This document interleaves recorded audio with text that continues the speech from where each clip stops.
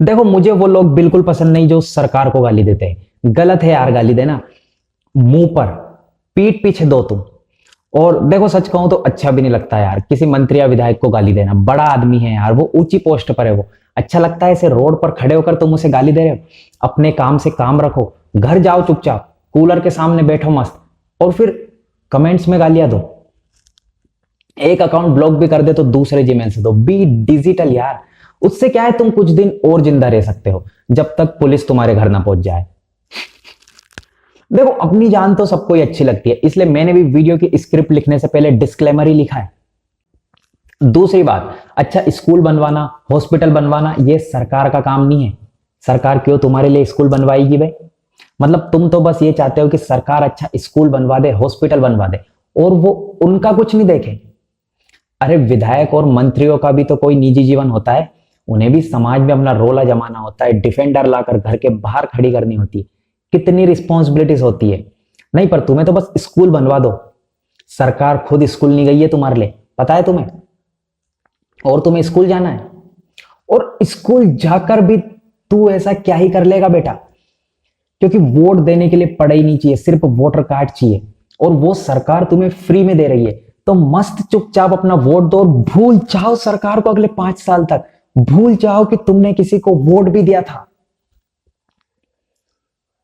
जब सरकार तुम्हें भूल जा रही है तो तुम उसे काहे नहीं भूल पा रहे हो बे? कितना सेक्रीफाइस कर रही है वो तुम्हारे लिए। मूव ऑन करना सीखो यार। इतना लगाव अच्छा नहीं है किसी के साथ। और दूसरी बात, तुम्हारी इतनी औकात कि तुम सरकार को याद भी रख लोगे। अब हमारी सरकार ने इंडिया को वर्ल्ड वाइड फेमस भी तो किया है। जैसे कुछ चीजें इंडिया की जो पूरे वर्ल्ड में फेमस है, क्या जानते हो तुम? काजू कतली नहीं, इंडिया की रोड्स, क्योंकि वो 2 काम करती है। पहला, कहीं जाने के लिए, और दूसरा, कहीं पहुंचाने के लिए। दूसरा, वो एक गठिल युवा ड्राइवर बनाती है। पर हमारे देश के लोगों को तो बस रोड के गड्ढे ही दिखते हैं। उन्हें यह समझ में नहीं आ रहा कि भाई वो गड्ढे जानबूझकर बनाए गए रोड में, ताकि तेरी ड्राइविंग स्किल इंप्रूव हो सके, क्योंकि साइकिल भी अभी तक केची ही चलाता है तू। इंडिया की रोड पिता के डांट के जैसी होती है, लगती कठोरे पर कुछ सिखा करी जाती है। दूसरी कंट्री सोचती है उनके लोगों के बारे में इतना? बताओ, तुम सोचती है? नहीं ना। और इसी रोड की वजह से कितना रोजगार मिलता है हमारे देश को। तुम देखो, हर साल हमारे देश के कितने ड्राइवर विदेशों में एक्सपोर्ट होते हैं। और इसी रोड की वजह से हमारे देश को एक बहुत बड़ा खिताब भी मिला है, जानते ही होंगे तुम।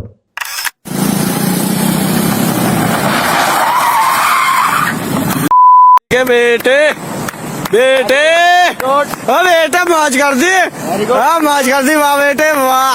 अरे वाह शेर हुआ तुम तो। अरे तुम तो बड़े हैवी ड्राइवर हो भाई। बेटे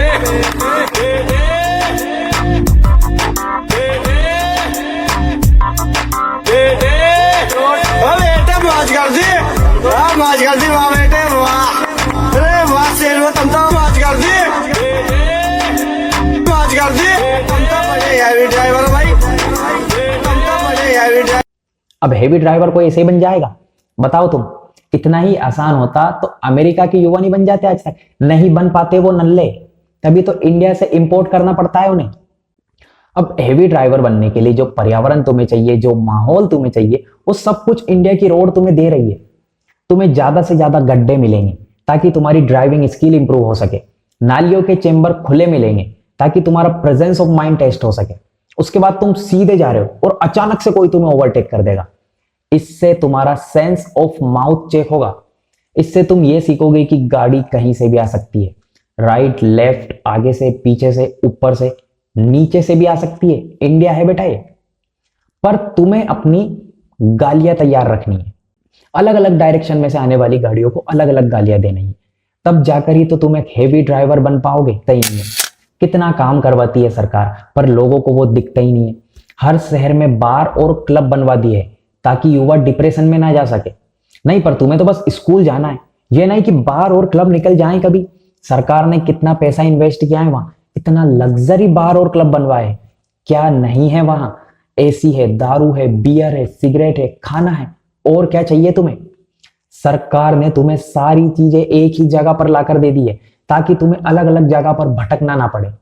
पर तुम्हें तो स्कूल जाने से ही फुर्सत नहीं मिल रही है। अब ये तो हो गया अपने शहरी क्षेत्र का विकास। अब लोग पूछते हैं कि गांव के लोगों के लिए क्या किया सरकार ने। तो बहुत कुछ किया है गांव के लोगों के लिए भी सरकार ने। तुम देखो, पहले क्या होता था कि गांव के लोगों को दारू पीने के लिए शहर जाना पड़ता था, लेकिन अब किसी भी गांव के व्यक्ति को शहर जाने की आवश्यकता ही नहीं है, क्योंकि सरकार ने हर गांव में दारू के ठेके खुलवा दिए। सिम कार्ड मिलने से भी ज्यादा आसान हो गया है दारू का लाइसेंस मिलना। अब तुम देखो, पहले कितना नुकसान होता था, गांव के लोगों को दारू पीने के लिए शहर जाना पड़ता था। अब शहर गए हैं तो शहर से आना भी तो पड़ेगा। कितना पेट्रोल जलता था इसमें, अब वो सारा पेट्रोल बच रहा है। सरकार हर साल का कितना ईंधन बचा रही है, पता है तुम्हें? नहीं पता होगा, मुझे भी नहीं पता है, पर बचा रही है। दूसरा, तुम देखो कि जब भी गांव में बारात आती है तो किसी भी बाराती को यह नहीं पता होता है कि दारू का ठेका कहां है, और ना ही वो किसी भी गांव वाले से पूछते। एक एटीट्यूड रहता है, लेकिन फिर भी सिर्फ आधे घंटे में ही सारे पीने वाले तुम्हें वहीं दिखेंगे। कैसे हो पाता है ये सब? है कोई जवाब? मैं बताता हूं। क्योंकि सरकार ने सारे गांव के ठेकों में जीपीएस लगवा रखा है। जी हां, जीपीएस लगवा रखा है। जीपीएस मतलब ग्लोबल पोस्टिंग सिस्टम ना? नहीं, ग्राम पेय पदार्थ सेवा। और उसका एक ऐप बना दिया है, प्ले स्टोर पर अवेलेबल है वो। शकल से तुम भी पीने वाले ही लगते हो, कर लो डाउनलोड। तो अब जितने भी पीने वाले लोग हैं वो बस उस ऐप को डाउनलोड करते हैं, अपनी लोकेशन डालते हैं और वो ऐप उन्हें रास्ता बता देता है। विकसित भारत है ये, विकसित भारत।